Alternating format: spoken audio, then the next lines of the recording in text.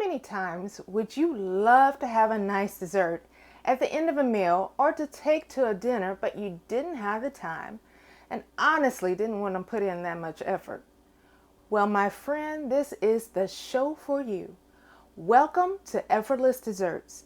I'm Tari with Tiny Cake House, where we're baking our buns off to create delicious, and in this case, quick desserts.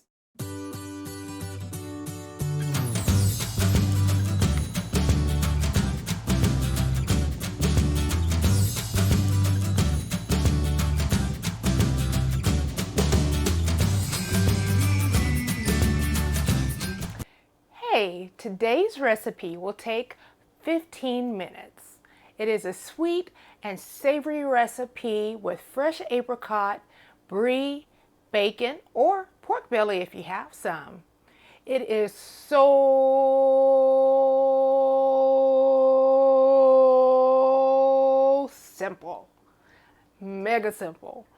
Now, if you don't have the pork belly or the fresh apricot, that's totally okay. So you could go to the store and get it. You do not have to do it fresh. It will work without the fresh apricot and pork belly. Just get bacon and apricot jam from the store and you'll be all good. I will suggest using fresh rosemary because we are going to be using fresh rosemary in the recipe. But enough of me talking. You don't want to see that. You want to see the recipe. Let's get bacon or baking.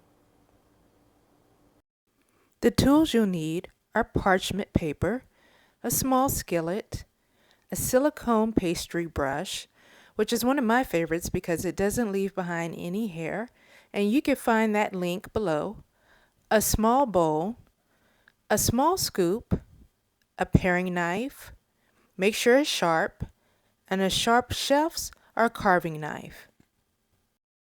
The ingredients you need are Brie cheese, your rosemary, and you're going to use the little palms of the rosemary, and you can usually find them at the top of each little branch. Apricot jam, 1 roll of phyllo dough, about 4 tablespoons of butter melted, and your bacon or your pork belly. And what you're going to do is just fry it up and cut it into small pieces. First, line your sheet pan with a piece of parchment paper. Then begin to cut your phyllo dough into thirds. When you take out your dough, you'll see that it's wrapped in additional plastic to keep it fresh. We're going to cut through the dough and the plastic.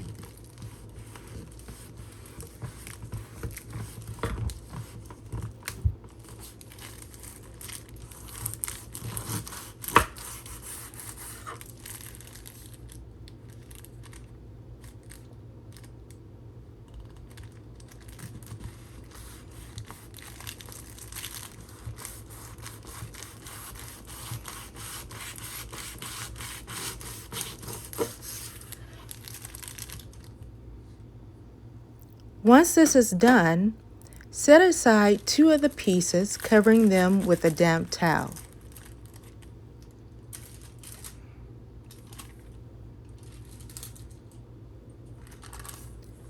Begin to carefully unwrap the other piece of phyllo dough.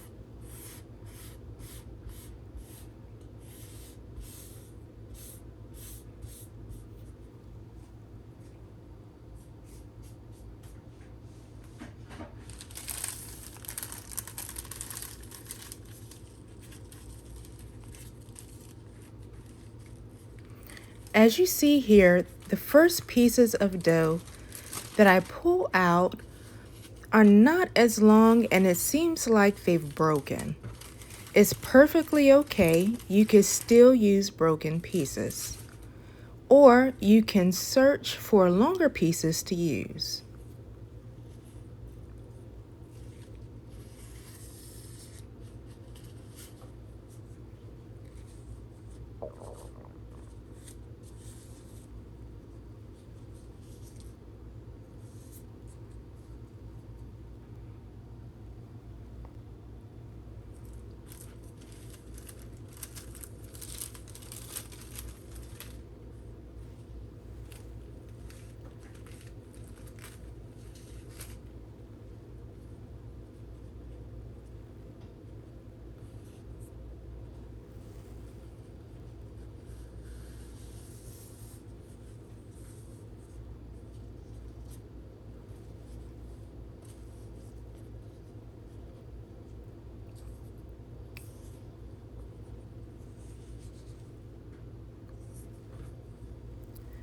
After you have separated your two sheets, you're going to use your pastry brush to brush the melted butter over your phyllo dough.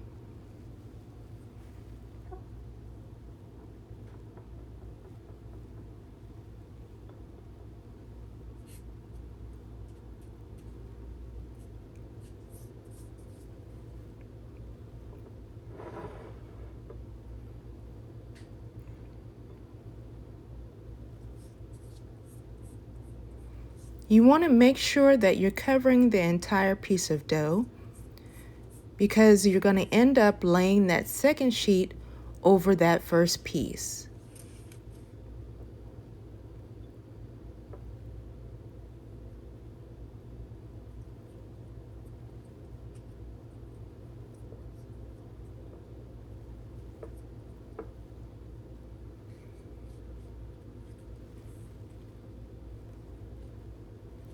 After laying down that second sheet, just repeat the process of brushing melted butter over the dough.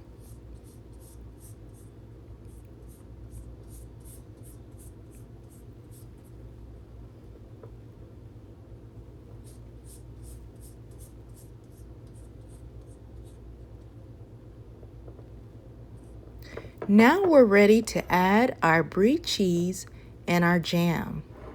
So I'm just going to move this butter over here and bring out the other ingredients.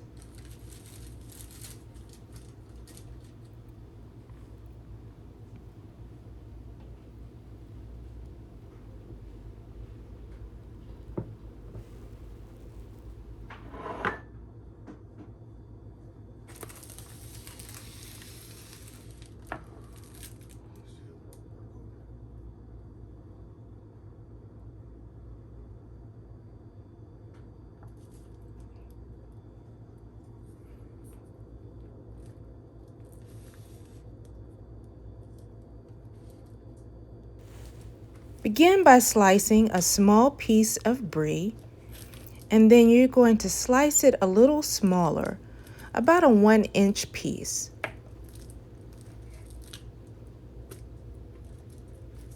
Place it in the middle of what would be the right triangle on the right hand side of the phyllo dough. Then scoop out, I'm using here about half the scoop of jam, and place it right on top of your brie. If you want an exact measurement for this, I would say about half a teaspoon's worth of jam. Now take the right corner and you're going to fold it over to the left side of your phyllo dough. Now, if you have ever made a paper football, this is the same concept. We're just going to keep folding until we get to the end of the phyllo dough. Make sure you're encasing all of your filling here. And when you get to the end, you just fold over that little piece and you're done.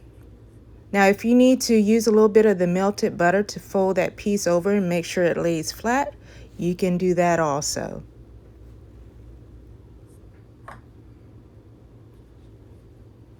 Place your triangle on your sheet pan, and we're going to continue on to the next one.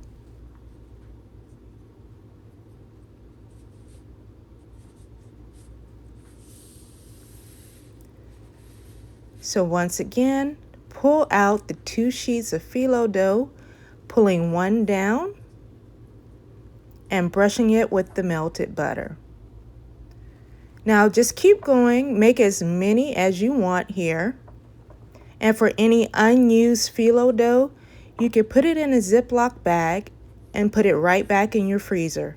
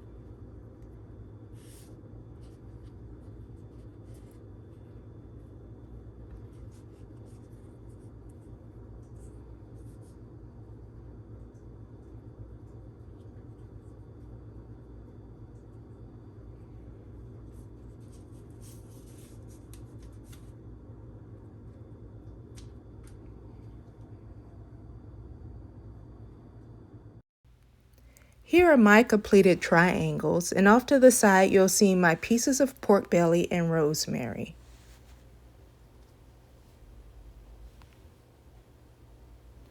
Now use your paring knife to cut small slits into the top of your triangle. And then you're going to use your paring knife to push back those pieces to create a small hole. Do not cut all the way through your triangle. We are only making a hole in the top.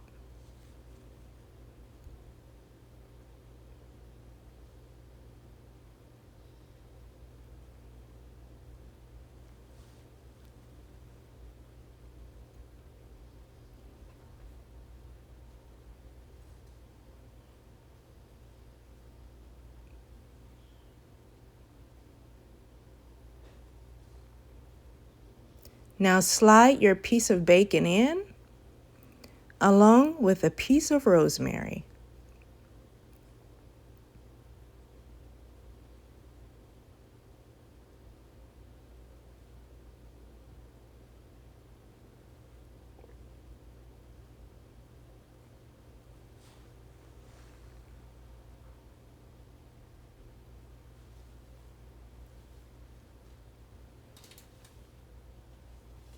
And you're just going to continue until all of them are finished.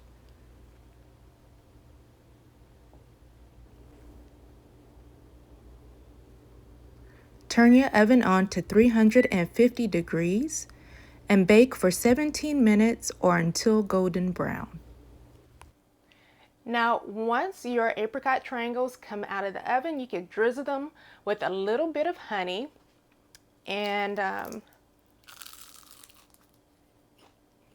you hear that crunch? Those are good, man. Make sure you have a lot of them. Give me a minute. Got to do my happy dance.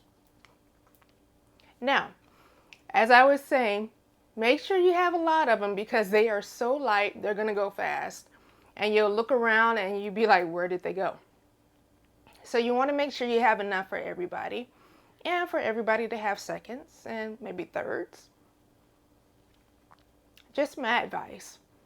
But I did tell you guys 2 videos, apricot jam and smoked pork belly.